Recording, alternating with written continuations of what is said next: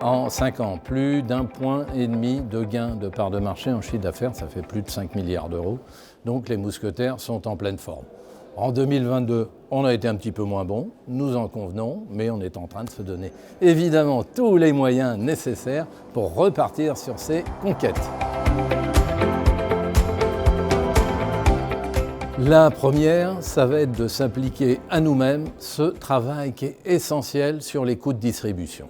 Il va se répartir en 2 grands domaines. Un premier qui va être sur la régionalisation. Nous allons mettre les centres de décision beaucoup plus près de nos magasins. Vous savez que nous sommes des commerçants indépendants et nous avons besoin d'être près de nos intermarchés, près de nos entrepôts régionaux. Donc on va faire ça. Et puis évidemment, on va travailler sur ces coûts de distribution où peut-être nous n'avons pas eu une mutation assez rapide, peut-être parfois qu'on s'est un petit peu endormi, embourgeoisé, je ne sais pas quel est le terme qui convient, mais en tout cas, nous allons revenir sur les coûts de distribution le plus discount possible. C'est ça qui composera évidemment le futur de notre dynamique commerciale, le futur de notre positionnement prix.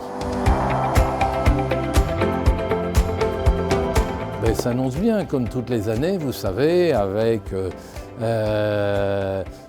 tous les accords magnifiques qui vont se passer entre nos entreprises, puisqu'on est là pour travailler ensemble, pour faire du business ensemble, et puis aussi avec un certain nombre de difficultés qui vont arriver, puisque on l'a évoqué, évidemment il y a une inflation terrible, évidemment il y a des matières premières agricoles qui augmentent, évidemment il y a une énergie dont on se demande où ça va s'arrêter, qui flambe absolument.